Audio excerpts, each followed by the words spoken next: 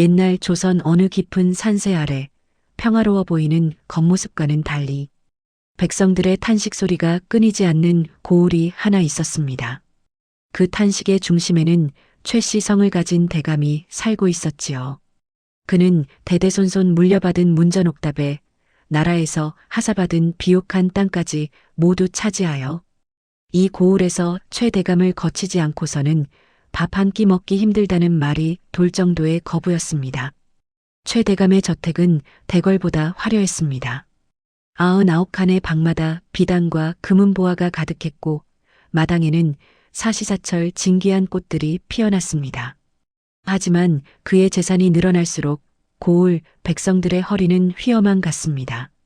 최 대감은 흉년이 들어 굶어 죽는 사람이 생겨도 곳간 문을 열기는커녕 오히려 빌려준 쌀 한 대에 이자를 10대나 붙여 백성들의 마지막 남은 논밭과 집 문서까지 빼앗기로 악명이 높았습니다.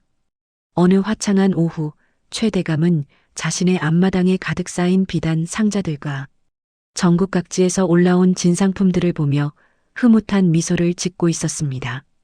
그의 곁에서 아첨을 떨던 집사 하인이 입을 열었습니다. 대감마님, 이 고을의 모든 재물과 땅이 이미 대감마님의 손바닥 안에 있는데 이제 더 이상 무엇을 채우고 싶으십니까?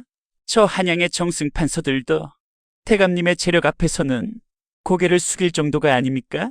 허허허, 이 사람아. 자네는 아직도 사람의 마음을 모르는군. 사람의 욕심이란 저 깊은 동해의 바다와 같아서 세상 모든 물줄기를 다 부어도 결코 차지 않는 법일세. 나는 이 조선 땅의 모든 금은 보화를 내 창고에 넣고 싶네. 돈만 있으면 임금님조차 부럽지 않은 법이지. 권력은 유한하나 재물은 영원히 내 자손들을 지켜줄 것이야. 대감의 오만한 웃음소리가 담장을 넘어가던 그때 낡고 해진 도포에 다 떨어진 집신을 신은 한 젊은 선비가 대문 안으로 걸어 들어왔습니다. 그의 이름은 청운. 비록 행색은 상거지에 가까웠으나 그 눈빛만큼은 밤하늘의 북극성처럼 형형하게 빛나고 있었습니다. 그는 으리으리한 대저택의 기세에도 전혀 위축되지 않고 당당하게 최 대감의 앞까지 걸어갔습니다. 어허, 웬 꾀죄죄한 선비놈이 남의 잔칫마당에 불쑥 들어오는 게냐. 거지 선비라면 저기 뒷간 옆에 남은 밥찌꺼기나 얻어먹고 갈 일이지. 왜 내 앞을 막아서느냐. 대감마님, 지나가는 나그네가 대감의 관상을 보니 참으로 안타까워 한 말씀 올리러 왔습니다. 대감의 집에는 지금 재물이 산더미처럼 넘쳐나지만 정작 대감의 운명을 지켜줄 복은 썰물처럼 빠져나가고 있습니다. 대감의 등 뒤에는 원한의 그림자가 짙게 깔려 있는데 어찌 편히 잠을 이루십니까? 제가 오늘 대감의 곳간이 아닌 대감의 텅 빈 명주를 채워줄 귀한 복을 가져다 드리고자 합니다. 최 대감은 가당치 않다는 듯 코방귀를 뀌며 술잔을 내려놓았습니다. 복이라니! 내 돈이 곧 복이고 내 권세가 곧 명줄이다. 어디서 근본도 모르는 선비놈이 감히 나를 가르치려 드느냐. 내 놈이 정령매를 벌고 싶은 게로구나. 정그러시다면 저와 내기를 하나 하시겠습니까? 제가 이 작은 병에 세상에서 가장 무거운 것을 가득 채워온다면 대감의 재산 절반을 백성들에게 나누어 주십시오. 만약 제가 실패한다면 제 목숨을 대감께 바치고 평생 이 집의 머슴이 되어 개처럼 일하겠습니다. 대감처럼 천하를 호령하는 분이 설마 이 작은 선비와의 내기가 두려워 피하시진 않겠죠? 최 대감의 눈이 번뜩였습니다. 자존심이 상하기도 했지만 젊은 선비의 목숨을 담보로 하는 이 기괴한 내기가 묘한 흥미를 자극했던 것이죠. 대감은 품속에서 손가락 2개만 한 작은 옥병 하나를 꺼내 선비의 발밑으로 툭 던졌습니다. 좋다. 이 작은 병에 무거운 것을 채워봤자 얼마나 채우겠느냐. 금덩이를 녹여 넣어도 고작 몇 냥 되지 않을 터. 딱 사흘의 시간을 주마.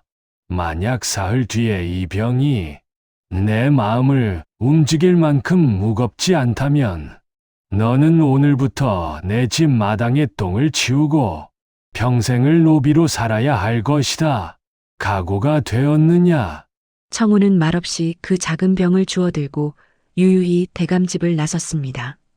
이 소문은 삽시간에 온 마을로 퍼져나갔습니다. 백성들은 걱정 섞인 목소리로 수군거렸습니다. 아이고, 저 젊은 선비님이 제정신이 아니구먼. 저 손가락만 한 병에 무엇을 채운단 말인가? 최 대감은 마음속에 얼음덩어리가 들어있는 사람이라 웬만한 무게에는 눈 하나 깜짝 안 할 텐데. 최 대감은 자기 자식보다 돈을 더 귀하게 여기는 사람이요. 괜히 선비님만 목숨을 잃게 생겼구려. 저 작은 병에 무거운 걸 채워봤자 도대체 무엇을 채운단 말이오? 하지만 청우는 사람들의 걱정에도 아랑곳하지 않고 빙그레 웃을 뿐이었습니다. 그는 내기 첫날 마을 가장자리 황폐한 논두렁 옆에 있는 낡은 초가집을 찾아갔습니다.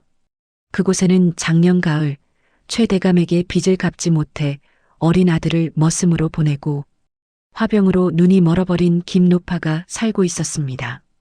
청우는 노파의 거친 손을 맞잡으며 나직이 물었습니다. 할머님, 가슴속에 맺힌 슬픔이 얼마나 깊고 무거우십니까? 말해 무엇하겠소, 선비님. 자식을 생이별하고 홀로 남은 이 어미의 가슴은 천근만근. 무거운 바위덩이가 얹힌 것 같아 숨조차 쉬기 힘들다오. 내 아들의 눈물을 생각하면 밤마다 이 가슴이 미어터져 내려앉는 것만 같소. 청우는 노파의 주름진 뺨을 타고 흐르는 뜨거운 눈물 한 방울을 정성껏 받아 옥병에 담는 신용을 했습니다. 둘째 날 청우는 산비탈에서 하루 종일 나무를 해다 팔아도 어린 동생들의 죽 한 그릇 마련하기 힘든 소년 가장 돌쇠를 찾아갔습니다. 돌쇠는 지친 몸을 이끌고 무거운 지게를 내려놓으며 깊은 한숨을 내쉬었습니다.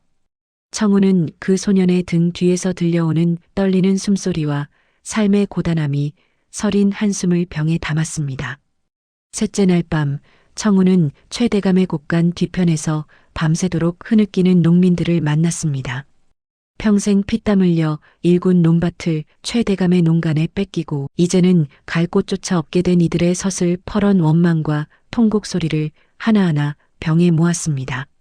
마침내 약속한 사흘째 되는 날 아침, 청우는 다시 최 대감의 저택을 찾았습니다. 대감은 마을 사람들을 모두 불러 모아놓고 마치 승전고라도 울릴 듯 의기양양하게 상좌에 앉아 있었습니다. 자, 선비놈아, 약속한 사흘이 지났다. 그 작은 병에 세상에서 가장 무거운 것을 얼마나 가득 채워왔느냐? 어디 보자. 금덩이라도 좀 들어있는 게냐? 아니면 저 밑바닥 납덩이라도 녹여 넣었느냐? 청우는 아무것도 들어있지 않은 듯 투명하고 가벼워 보이는 옥병을 대감 앞에 자개 탁자 위에 조용히 올려놓았습니다.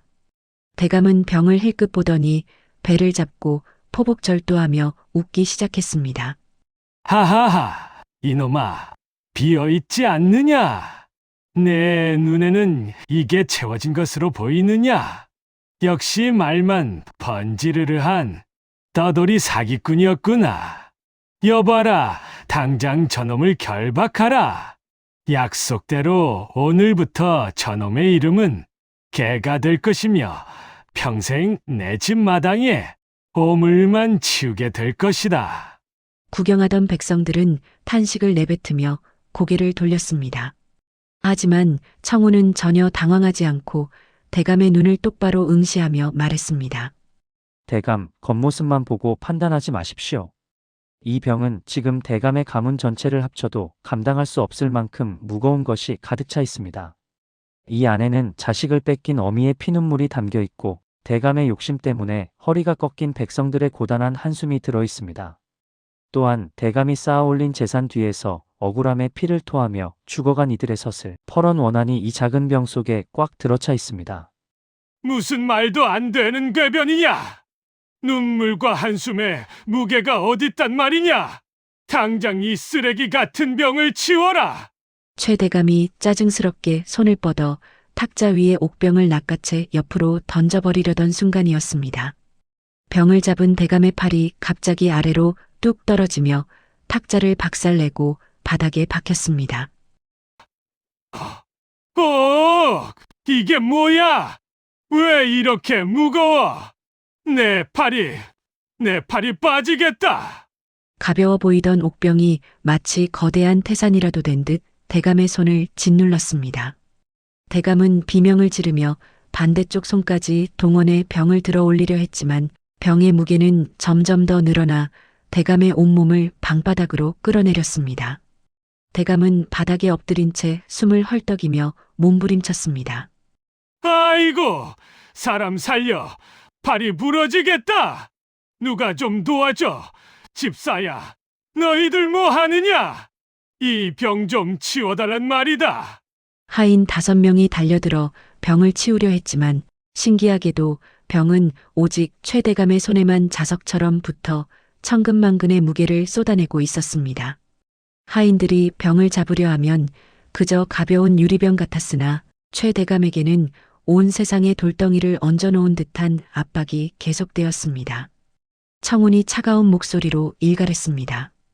대감, 이것이 바로 대감이 평생 모은 탐욕의 무게입니다. 백성들의 눈물은 한 방울씩 보면 세상에서 가장 가볍지만 그것이 모여 원한의 바다가 되면 천하의 어떤 장사도 감당할 수 없는 법입니다. 대감은 지금 그들이 흘린 피눈물을 손에 쥐고 계신 겁니다. 이 무게를 벗어나는 방법은 오직 하나뿐입니다. 말하게. 제발 말해줘. 내 팔이 으스러질 것 같네. 뭐든지 하겠네. 제발 살려만 주게. 지금 당장 곳간을 여십시오. 백성들에게 불법으로 받아낸 고리채 장부를 모두 불태우고 빼앗은 논밭의 문서를 원주인들에게 돌려주십시오. 그리고 대감의 죄 때문에 굶주리는 이들에게 쌀을 나누어 주며 진심으로 참회하십시오. 대감의 마음속 욕심이 비워지는 만큼만 이 병의 무게도 줄어들 것입니다. 최대감은 죽을 고비를 넘기자 정신이 번쩍 들었습니다. 그는 떨리는 목소리로 집사와 하인들에게 고래고래 소리를 질렀습니다. 당장 곳간 문을 부숴서라도 열어라. 모든 장구를 마당으로 가져와 당장 불태워라. 백성들에게 쌀을 무상으로 나누어 주고 뺏은 문서를 다 돌려주어라. 하나도 남기지 마라.